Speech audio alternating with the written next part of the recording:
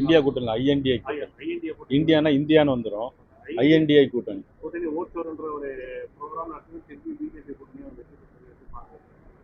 அதாவது மதிப்புக்குரிய ராகுல் காந்தி அவர்களுக்கு அரசியலில் பக்குவமே கிடையாது. எதை எடுத்தாலும் தேவையில்லாத சிறுபுள்ளத்தனமாக தான் எல்லா பேச்சுக்களுமே இருக்கும். ஓட்சோரின்னு சொன்னாங்க. ஏற்கனவே 65 லட்சம் வாக்காளர்கள் அங்கே இல்லாமல் இருந்து எடுத்துகிட்டு தான் சொன்னாங்க. 30 லட்சம் பேர் இறந்து போனவங்க. நான் பல முறை டிவி மீடியாலாம் எல்லாம் பேட்டி கொடுத்துருக்குறேன்.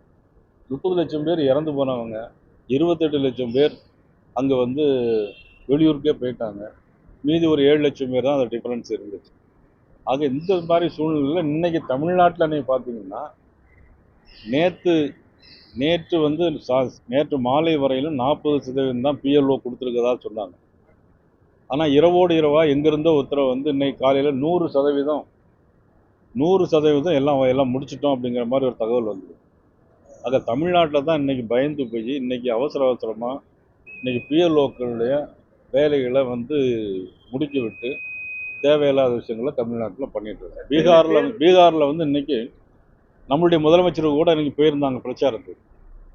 ஆனால் மக்கள் இன்னைக்கு அகில இந்திய அளவில் பாரத பிரதமர் நரேந்திர மோடி அவருடைய ஆட்சியை தொடர்ந்து அந்த மாநிலத்தில் பீகாரில் நடைபெற்ற ஆட்சியும் நல்ல ஆட்சி என்று முடிவு செய்து இன்னைக்கு பெண்கள் அதிகமாக வாக்களித்து இன்னைக்கு 200 இடங்கள் இன்னைக்கு பிடிச்சிருக்காங்க அப்படின்னா இது இமாலய வெற்றி. இதே வெற்றி தமிழகத்திலும் நிச்சயமாக தொடரும். வைக்க எங்க போயிருக்காங்க?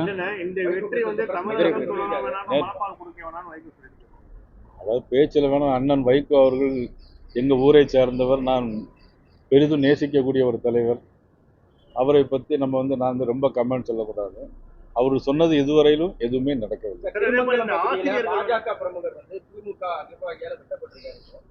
இப்பதான் பார்த்தேன்.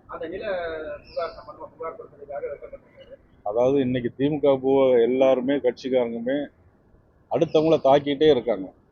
ஆனால் போலீஸில் கேஸ் கொடுக்க போனால் யார் தாக்கப்பட்டாங்களோ அவங்க மீது தான் நடவடிக்கை எடுப்பாங்க. இதுதான் திமுகவுடைய ஆட்சி. சரி, கிடைக்கும் சார். இதே போல இந்த ஆசிரியர்கள் இந்த அதிகமாக பயன்படுத்தப்படுறாங்க. நேற்று கூட தாம்பரத்தில் ஆசிரியர் கொடுக்குறது ஆசைப்படுறாங்க. இதனால இந்த பணியை மேற்கொள்றதுனால வருது. இப்போ இதெல்லாம் என்னது ஆக்சுவலி நம்ம எக்ஸாம்ஸ் எல்லாமே வருது. மாணவர்களுக்கு பாடம் எடுத்து கொடுக்க முடியல. இவங்க மேன்மையான பணி அதுதான். ஆனால் இதில் கூட இவங்க ப்ரெஷர் பண்ணுறாங்க. இப்போ மட்டும் குற்றம் சாப்பிட்றாங்க.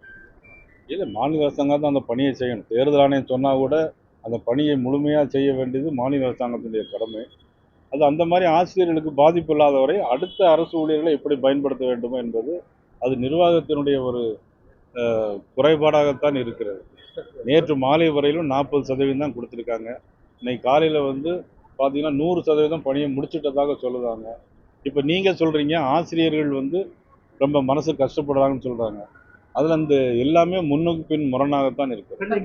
முக்கியமாக தாவேக்கால தேர்தல் ஆணையத்துக்கு ஒரு கோரிக்கை வச்சிருக்காங்க.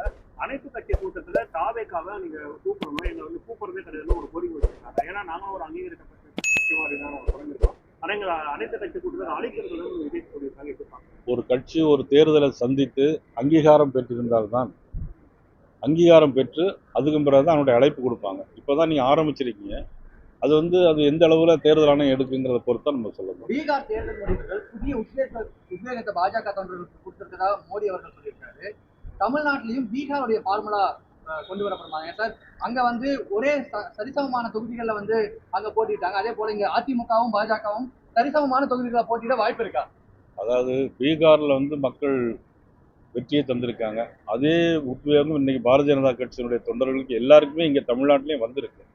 அது தேர்தலை பொறுத்தவரையிலையும் எங்கள் கடந்த காலங்களில் எப்படி ஃபார்முலா இருந்ததோ அதே மாதிரி அல்லது எங்களுடைய கட்சியினுடைய அகில இந்திய தலைமை பேசி முடிவெடுப்பாங்க.